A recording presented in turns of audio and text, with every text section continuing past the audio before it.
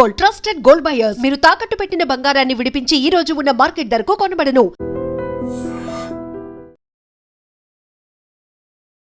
తన కన్న కూతుర్ని 2 ఏళ్లుగా గదిలో బంధించింది ఆ తల్లి. ఈ అమానవీయ ఘటన శ్రీకాకుళం జిల్లా ఇచ్చాపురంలో జరిగింది. ఇచ్చాపురంలోని రైల్వే స్టేషన్ ఆపోజిట్ రోడ్లో ఉన్నటువంటి చక్రపాణి వీధిలో ఈ తల్లి భాగ్యలక్ష్మి కూతురుతో పాటు ఉంటుంది. ఎందుకంటే ఆ పాప మైనర్ కాబట్టి కొన్ని డీటెయిల్స్ మనం రివీల్ చేయటం లేదు. అయితే భర్త 10 ఏళ్ల క్రితమే చనిపోయారు. ఆ తర్వాత కూతురుతో కలిసి అన్నయ్య ఇంటికి వెళ్ళిపోయింది. అన్నయ్య ఇంట్లోనే ఉంటుంది. అక్కడ స్థానికంగా ఉన్నటువంటి ఒక ఇంగ్లీష్ మీడియం స్కూల్లో ఆ పాపను చదివిస్తోంది. 9th క్లాస్కి వచ్చినటువంటి ఆ పాప 2022లో 9th క్లాస్లో ఉంది. అప్పుడే ఆ పాప రజస్వలైంది. ఆ తర్వాత ఈ తల్లికి మూఢనమ్మకాలపైన ఎక్కువగా నమ్మకమో, అతి భయమో, అతి జాగ్రత్తో తెలియదు. కానీ ఒక్కసారిగా ఇలా రజస్వలైన కూతుర్ని బయటకు పంపకూడదు. అందులో కూడా తండ్రి చనిపోయాడు కాబట్టి, అంటే ఇంటికి మగ దిక్కు లేదు, పెద్ద దిక్కు లేదు.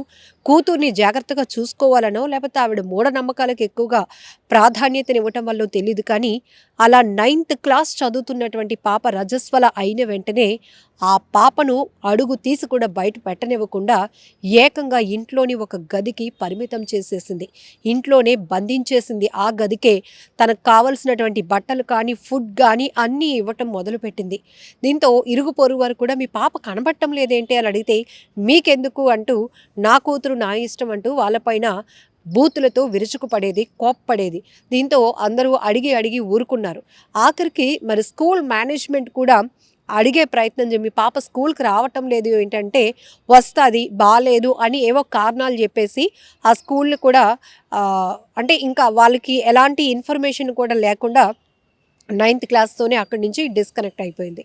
సో ఇక్కడ ఆఖరికి స్థానికులు ఈ పాప గురించి వాకప్ చేసి ఆ తర్వాత చైల్డ్ లైన్ 1098కి కాల్ చేయడంతో ఎంఈఓ, ఎంఆర్ఓ, ఐసిడిఎస్ అధికారులంతా అక్కడికి చేరుకొని నిన్న రాత్రి సమయంలో ఆ ఇంటికి చేరుకుని తలుపులు కొట్టే ప్రయత్నం చేసి మీ పాప ఏది అన్నా కూడా ఆమె పెద్ద పెద్ద కేకలు వేస్తూ నేను తెరవను, మీకెందుకు, మీరు అందరూ వచ్చిన వాళ్ళు ఎవరు అంటూ ఆమె ఇష్టం వచ్చినట్టు మాట్లాడితే ఆఖరికి కొంతమంది నచ్చజెప్పే ప్రయత్నం చేసిన ఆవిడ వినలేదు. ఆ ఐసిడిఎస్ అధికారుల్లో ఆ మహిళలు కూడా ఉంటారు కదా, వాళ్ళు లోపలికి వెళ్ళి ఆ గది ఓపెన్ చేసి చూసేటప్పటికి ఆ పాప వణికిపోతుంది.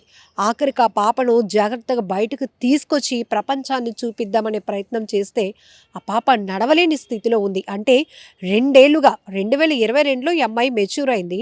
అప్పటి నుంచి కూడా ఆ పాపని బయటికి రానివ్వకుండా, అటు స్కూల్కి పంపకుండా, ఎవరి ఫోకస్ కూడా పడకుండా పూర్తిగా అమ్మాయిని ఇంట్లో గదిలో బంధించేసినటువంటి ఆ తల్లి మానసిక పరిస్థితి పైన కూడా అనేక అనుమానాలు వ్యక్తమవుతున్నాయి. ఆమె మెంటల్ కండిషన్ సరిగా లేదు అనేది కూడా ఆమెతో మాట్లాడిన వాళ్ళు, ఆమె ప్రవర్తన చూసి అధికారులు గుర్తించడం జరిగింది. కానీ ఎంత బాధాకరమైన ఘటన. అసలు స్కూల్ పిల్లలు అంటేనే వాళ్ళు చాలా ఫ్రీడమ్ కోరుకుంటారు.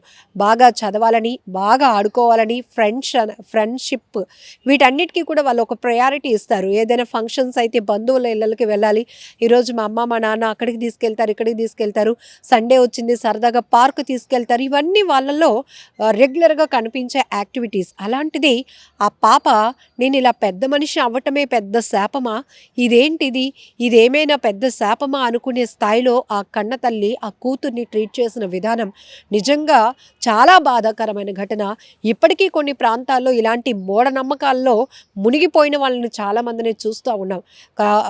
హెల్త్ ఇష్యూస్ అని, లేకపోతే కరోనా తర్వాత చాలామంది మెంటల్ కండిషన్ కూడా చాలా దారుణంగా పడిపోయింది. బయటకు వెళ్తే కొత్త వైరస్లు అంటేసుకుంటాయనో, అందరు చెడు చూపు మన మీద పడిపోతుందనో, లేకపోతే జాగ్రత్తగా మన పిల్లల్ని ఎవ్వరి కంట పడకుండా పెంచాలనో, ఇలాంటి మూర్ఖపు ఆలోచనతో పిల్లల్ని, పెద్దవాళ్ళని కూడా కొంతమంది అయితే ఇంట్లో బంధించేస్తున్నటువంటి పరిస్థితి ఉంది.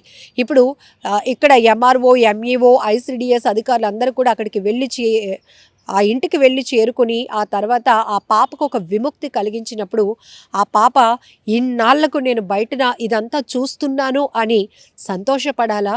ఆ కాళ్ళు చేతులు కూడా అమ్మకి పట్టులు పట్టేసాయి. అంటే అంటారు కదా, అసలు కదలకుండా అలా ఒకే చోట కూర్చొని ఉండి యాక్టివిటీస్ లేకపోతే ఎలా ఉంటాయో పాపం ఈ వయసులో ఆ పాపకు అన్ని కష్టాలు. అంటే ఆ పాప నడవలేని స్థితిలో ఉంది. ఇమీడియట్గా ట్రీట్మెంట్ కోసం కూడా అధికారులు హాస్పిటల్కు తరలించారు. కానీ ఇలాంటి అమానవీయ ఘటన కోసం వింటే మాత్రం చాలా భయమేస్తోంది. ఒక్కసారి మీ ఇంట్లో అది ఏ ఏజ్ గ్రూప్ అయినా కావచ్చు, వాళ్ళ మెంటల్ కండిషన్ ఎలా ఉందో క్రాస్ చెక్ చేసుకోండి. వింతగా ప్రవర్తిస్తున్నారా? నలుగురితో కలవట్లేదా? నేను ఒక్కదాన్నే ఉండాలి, నేను ఇలాగే ఉండాలి అని మరీ మూర్ఖంగా ఆలోచిస్తున్నారా? మూఢనమ్మకాలను ఎక్కువగా నమ్ముతూ ఉంటారా? ఇటు వెళ్తే వెళ్ళకూడదు, అటు వెళ్తే వెళ్ళకూడదు, మా పిల్లల్ని వాళ్ళు చూడకూడదు, ఇలాంటి కాన్సెప్ట్లో ఎవరైనా ఉంటే గనక ఖచ్చితంగా మనం అలర్ట్ అవ్వాల్సిందే, మీరు అలర్ట్ అవ్వాల్సిందే. ఎందుకంటే వాళ్ళ మెంటల్ కండిషన్ ఏదో సంథింగ్ రాంగ్ అని మరి గుర్తించాల్సిందే. ఇక్కడ కూడా మరి ఆ బంధువులైనా కనీసం ఇన్ఫర్మేషన్ ఇవ్వాలి కదా. ఇప్పుడు ఆమె ఎవరైతే ఈ తల్లి భాగ్యలక్ష్మి ఉందో వాళ్ళకు చుట్టాలు అవుతుంది. మరి ఆ పాప ఏమైంది అనే క్వశ్చన్ వాళ్ళలోనైనా రావాలి కదా.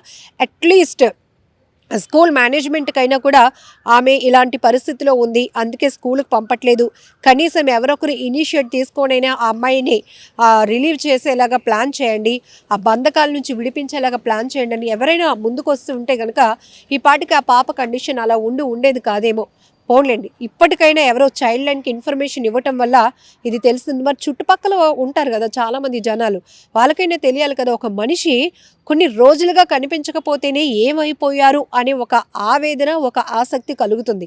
మరి అలాంటిది ఒక పాప మొన్నే కదా రజస్వల అయింది, ఆ పాప ఫంక్షన్ కూడా చేసినట్టున్నారు. అప్పటి నుంచి ఆ పాప కనిపించట్లేదేంటి? ఎక్కడైనా చదువుతోందా? ఎవరింట్లోనైనా ఉందా? ఇట్లాంటి వాకప్ చేసినప్పుడు కూడా ఇదంతా కూడా సోషల్ రెస్పాన్సిబిలిటీ. ఎందుకు అంటే ఎక్కడో ఉన్న వాళ్ళకి తెలియకపోవచ్చు, మీ ఇరుగు పొరుగులో ఉన్న వాళ్ళ గురించి మీకు తెలుస్తుంది కదా 100%. అందుకే ఈ మధ్య మానసిక నిపుణులు కూడా ఒకటి హెచ్చరిస్తున్నారు, మన ఇంట్లో మనం ఉండిపోవడం కాదు, గడియలు పెట్టుకొని ఇదేదో లైఫ్ స్టైల్ అని అనుకుంటున్నారు, కానీ కాదు. ఇరుగు పొరుగున కూడా ఎవరు ఉంటున్నారు? నేరస్తులు ఉంటున్నారా? ఏం జరుగుతోంది? ఏమైనా నేరాలు జరుగుతున్నాయా? ఒక రకంగా కనిపెట్టుకోవాల్సినటువంటి బాధ్యత. ఇదంతా కూడా పక్కింట్లో ఏం జరుగుతోంది, ఎదురింట్లో ఏం జరుగుతోంది అనేది ఇంట్రెస్టింగ్ కాదు, ఇదొక సోషల్ నాలెడ్జ్, సోషల్ రెస్పాన్సిబిలిటీ అని కూడా చాలామంది చెప్తున్నారు. ఎందుకు అనేది కూడా ఒక్క లైన్ మనం చెప్పుకుంటే, గతంలో కూడా మనకి ఇలాంటి క్షుద్ర పూజలని, లంకెలు బిందులు తవ్వకాలని చెప్పేసి, లేకపోతే కరోనా తర్వాత ఆరోగ్యం క్షీణించింది కాబట్టి గదిలోనే వాళ్ళని బంధించేయాలని, ఇలా మన ఇంటి పక్క వాళ్ళే ఇలాంటి కండిషన్లో ఉన్నారంటే ఎంత సిగ్గుచేటు. నిజానికి చాలా బాధాకరమైన ఘటన. బట్ ఎట్టకేలకు అధికారుల చొరవతో మాత్రం ఆ అమ్మాయి అయితే విడుదలైంది, విముక్తి కలిగింది. ఇప్పుడు ఆ పాపతో పాటు ఆ తల్లికి కూడా మెంటల్ ట్రీట్మెంట్ అవసరమని అధికారులు గుర్తించారు. సో ఇది అమానవీయ ఘటనకు సంబంధించిన వివరాలు చూశారు కదా. ఈ ఘటనపై మీరేమంటారు కూడా కామెంట్ బాక్స్లో మెన్షన్ చేయండి. చాలామంది అతి జాగ్రత్తగా వెళ్తూ దాన్ని ఏంటంటే ఒక రకమైన ఒక బ్యాడ్ సిచ్యువేషన్లోనికి వాళ్ళు వెళ్ళిపోతున్నటువంటి పరిస్థితులు కూడా చాలామందిలో కనపడుతున్నాయి. ఇవి కూడా అనేక రకాల మానసిక రుగ్మతల్లో కొన్ని అంశాలుగా కూడా వైద్యాధికారులు కూడా పరిగణిస్తున్నారు.